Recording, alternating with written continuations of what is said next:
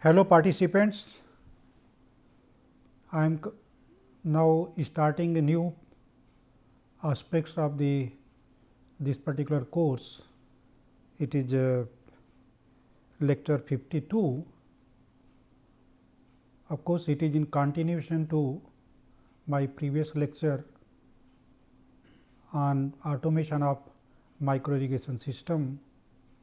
So, one component of this particular lecture, it was discussed in lecture 51. In this particular lecture, we are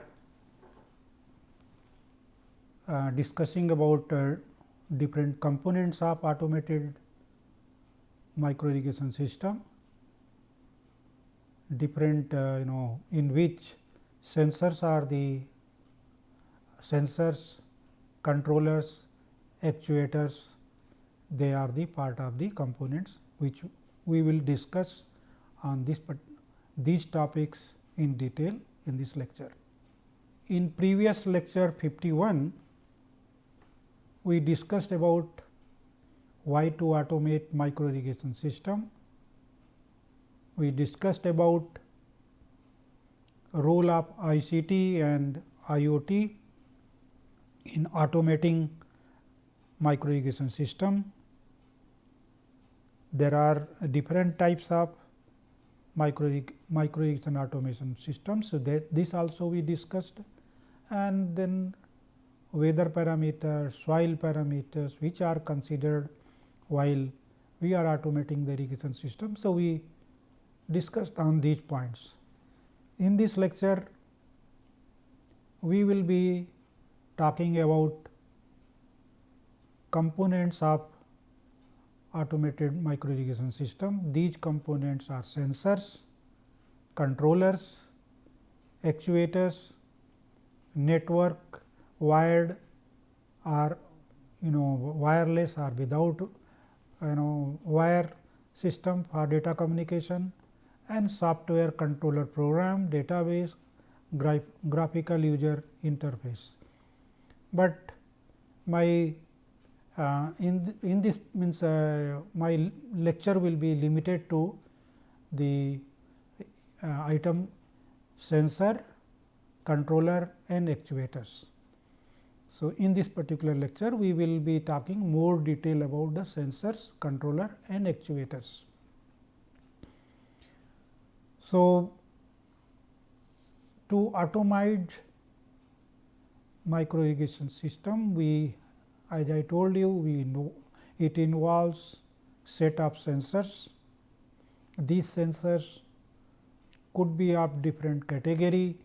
Maybe we are using weather sensor data, maybe we are using the pressure transducer to operate the filters, we are using the sensors for getting soil moisture data, soil. So, those sensors and controllers. So, those parts, controllers, actuators, as I told you, we will be going in detail about this part. When we talk about sensor is a device which is used to convert physical process, physical phenomena in measurable form. So, this data which is being collected, it is in means analog voltage. Sometime we express in terms of voltage, or we can say relative the current or the ohm, the resistance, in that form it is brought, but it is converted to the digital signal, and this conversion is made in the form of human readable display for further reading and processing this data.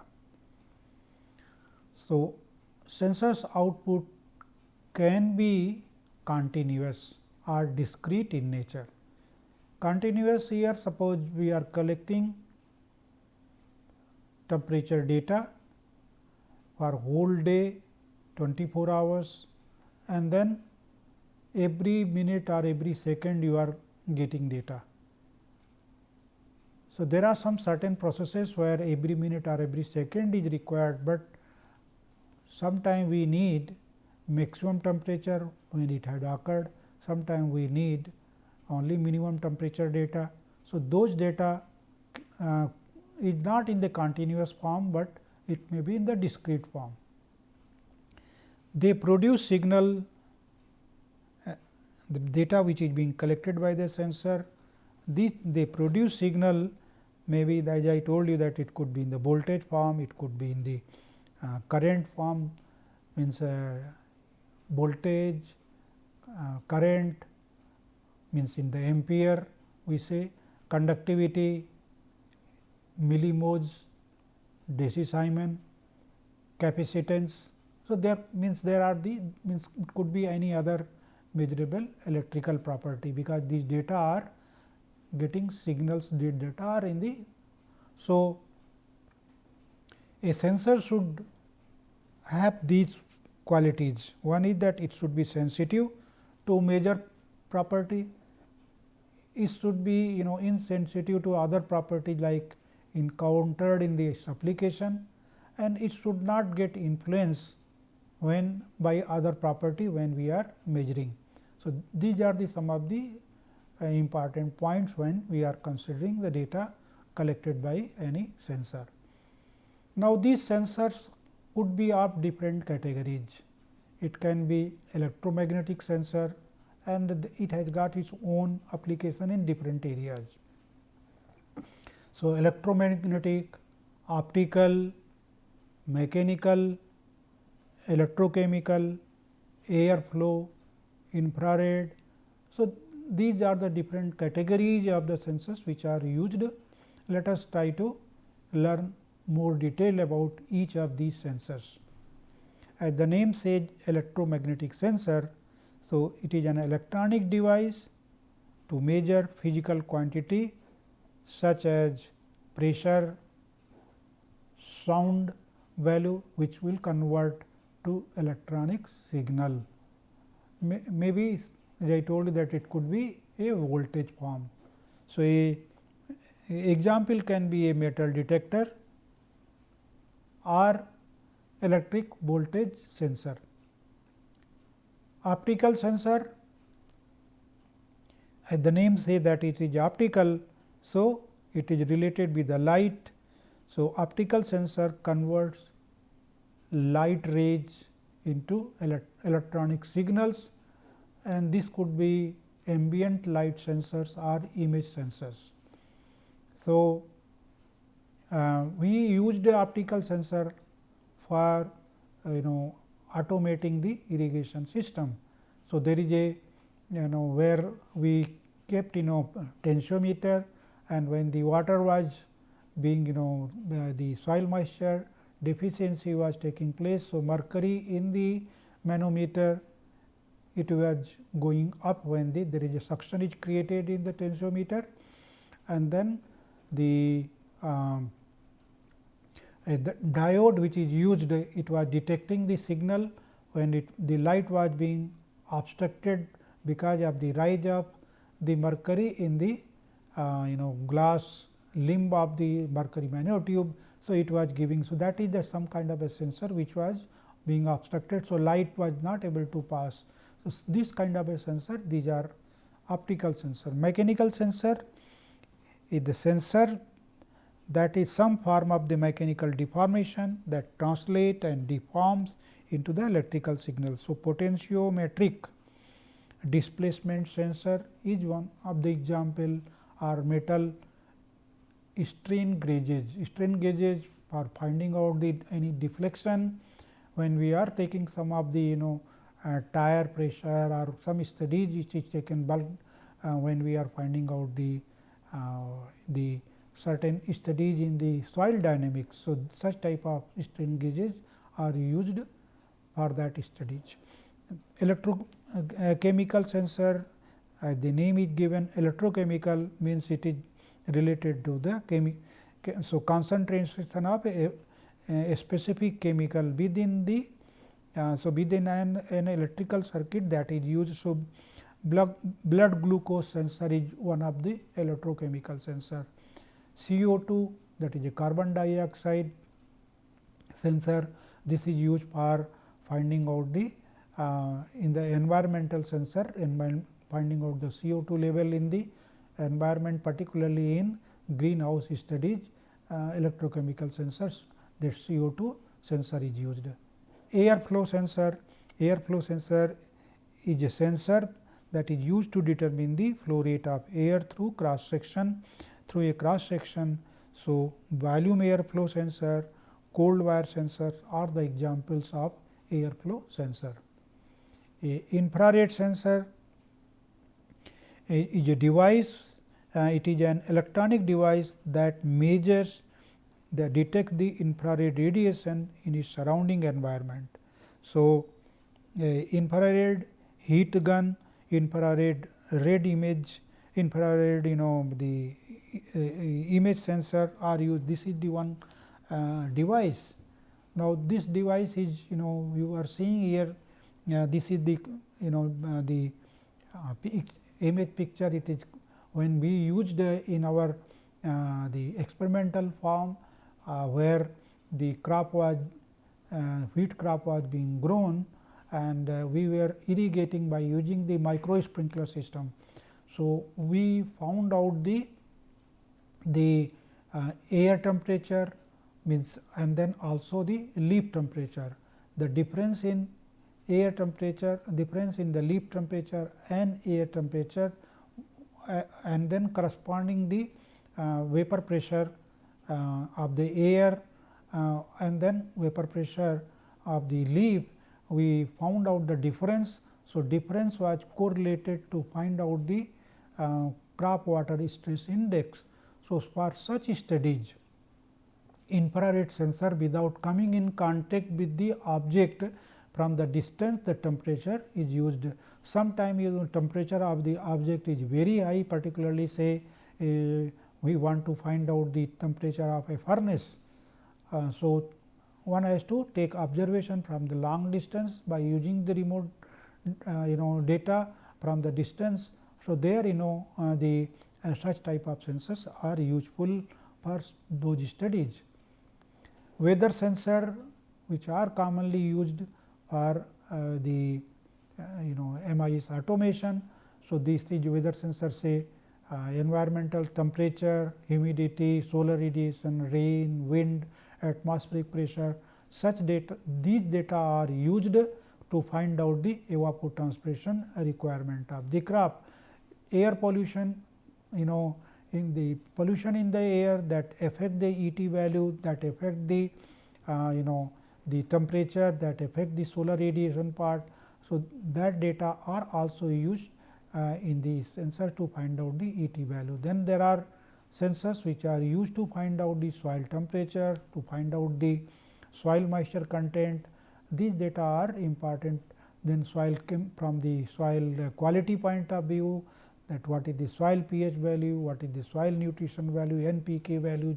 Such sensors are also used, or even water quality data are also used for the automation of micro irrigation system. These are the some of the sensors which are very commonly used, mainly for finding out the temperature. So, you can see here DHT 11, DHT 22, AM, LM, all these numbers which are given, these sensors which are listed here, these are used to determine the air temperature as well as air humidity. And these sensors which are listed here, this is for solar radiation, for monitoring the rainfall. So, these sensors are used which are giving the data in the digital form, and that those data are used to find out the rainfall, wind, atmospheric pressure. So, these data are used for finding out the even the environmental air pollution. So, this MQ135, such sensors are used for weather monitoring, for finding out the the evapotranspiration requirement of the crop. Accordingly, the irrigation also is done. Then for the soil temperature and soil moisture content, these are the some of the sensors name which are available commercially available, and they are being used for soil nutrition, soil pH level. Such sensors are being used for monitoring. So, DH22 which you see here, these are the photographs which we have taken for this use. So, DH22 it is a capacitive temperature humidity sensor sensing module. It produces the digital output, and operating voltage range is of 5 volt, and then the range is from minus 40 degree Celsius to 80 degree Celsius, and with the resolution of 0.1 degree Celsius and plus minus 0.5 degree Celsius is the range of the data. And then the humidity range is 0 to 100% with the error of plus minus 2% RH, and then the resolution is of 0.1%. The DHT22, these are the features of the DHT22, and then the soil moisture sensor means I am not reading, but more or less you may find out this is the range which are used for capacitive temperature and humidity sensing, more or less same. Then capacitive soil moisture sensor, this is the sensor which you can see, this is available commercially, and then the range is measure the soil moisture levels by capacitive sensing. So, the advantage here, because it is measured in the capacitive sensing, it is not affected by the value of the soil salinity. So, this is the one advantage, and then the range of the data which we are getting, that is 3.3 to 5.5 volt it operates. This is the sensor which was developed at IIT Kharagpur by one of my PhD student. He worked with me, where we developed this sensor, and then the sensor was working in the LD, that is your the inductance point of view, means capacitive as well as the resistive property of the soil moisture content, it was measured. So, we used the media, that is a granular media which we used, and in order to negate the effect of soil salinity, so the gypsum wafer was used, and there is a nylon cloth, and then the steel electrodes. So, we optimize the spacing between these electrodes, and then the thickness of the material we did, and then the soil which we use this medium, this was sand which was washed properly, and then the size was calibrated by conducting the large time experiment, and then we standardized the size which should be used in the sensor, and then the sensor was used to automate. First we calibrated the sensor, and then we used for in the automated irrigation system. Controller is the another device after the sensor. Controller is the another device which is used in the automation system. So, a controller is a device that controls converts the physical amounts such as soil moisture content, soil temperature, soil humidity, that is the soil moisture content only, into some kind of electrical signal, and this signal could be in the form of a voltage. Controller performs a simple accumulating function and send the raw data back to the control center. So, data from a single sensor or set of the sensors, it is a combined by the sensor, then it performs a local data analysis, and that is before taking any action. So, these sensors means this controller could be Arduino, Mega UNO, then Raspberry Pi. These are the controllers which are used. A controller which you see here, this is one controller. It has a microprocessor and it has got the memory card, it has got the input output port, and then there is a interfacing control unit.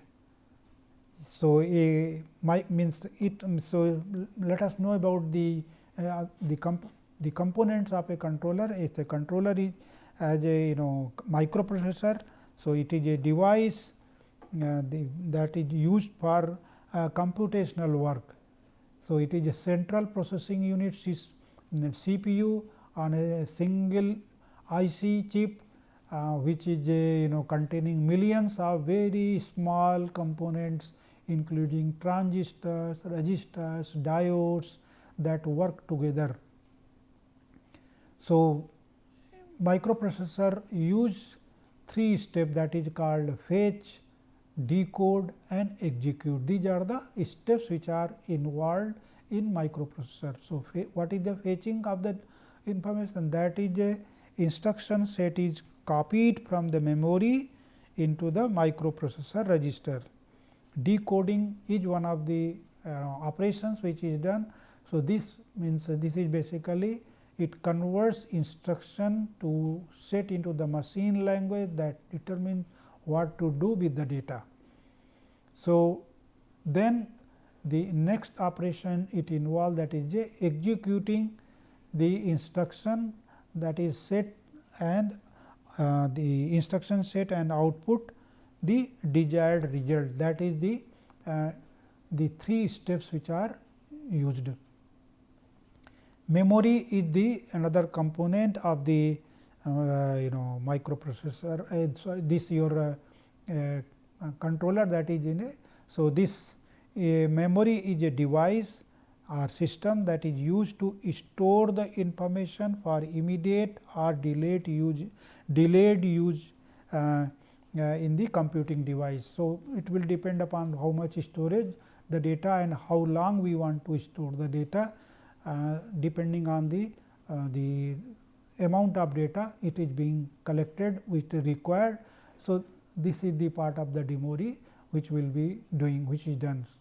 So, it is the digital memory is manufactured from the metal oxide silicon transistor on an IC. There are 2 main kinds of semiconductor memory. One is the volatile or non-volatile memory. Volatile means it loses data if it is without power. So, it needs power. So, volatile means if the data it is transferred, then we go for a volatile. So, it is example is a dynamic random access memory that we call it DRAM, or static random access memory, that is SRAM. Non-volatile, the data remains stored with or without power. So, example read only memory, that is your ROM, or programmable read only memory, that is a PROM, erasable programmable read only, that is a EROM, or flash memory. So, this is the one part, and the ROM, that is the read only memory stores controller program in the microcontroller. So, means RAM holds data waiting for processing by the microprocessor. This is the data which hold, and then that is used for the further processing of the data. Input output ports, this is the this particular port, these ports are the connections to your device, sensor or actuators. So, ports act as input from the sensor to the device. The I/O ports may be it could be a digital, or it can be in the analog form. So, digital ports are simple logic which use yes or no type of input or output. Analog ports could be of the continuous input output, like temperature, we are collecting data of the temperature, relative humidity, or it can be or speed form.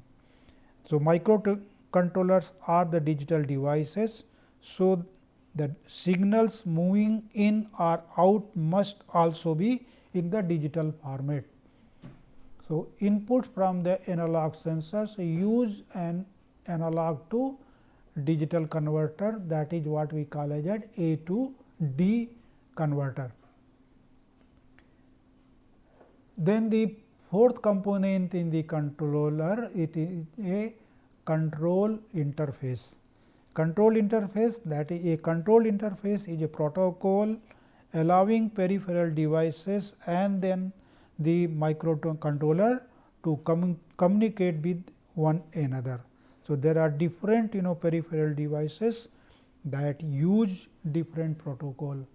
So, example here it is a given as a 12C, that is the inter-integrated circuit, that is the IC which is used for organic light diodes, that is OLED display, or serial peripheral interface, that is SPI, controller area network, that is a CAN communication protocol, etc. So, a function means the functions of these controllers are a particular controller, it has a means the data, sensor data accumulation and the sanitization of the data or sensitization of the data, then synchronization with the time.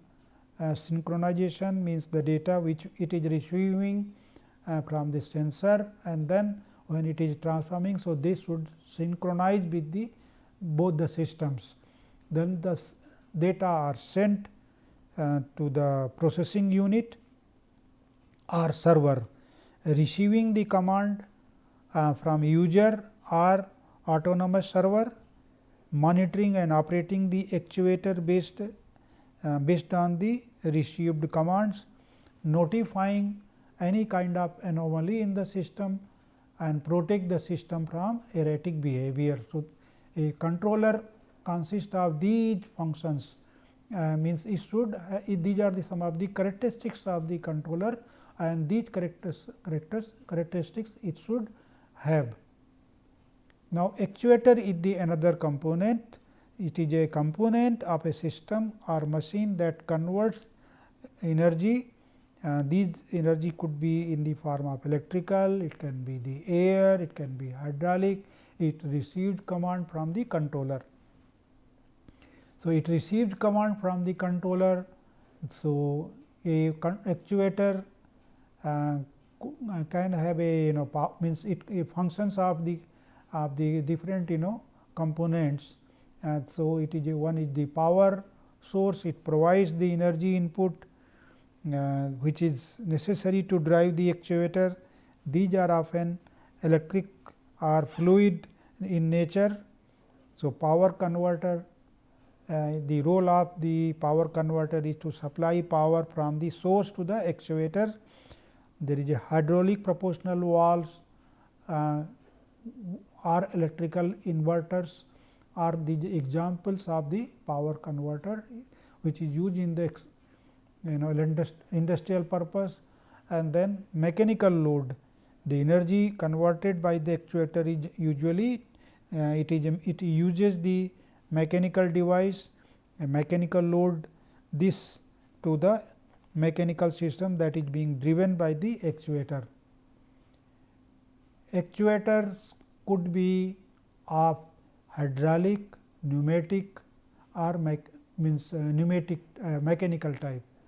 So, hydraulic, pneumatic, electrical or mechanical. So, electrical type could be of these 5 types which are explained in the further in those slides. So, you can see here the hydraulic actuator, it is one of the example is given here as a hydraulic brake system. So, hydraulic actuator consists of a cylinder or fluid motor that uses the hydraulic power to facilitate mechanical operation.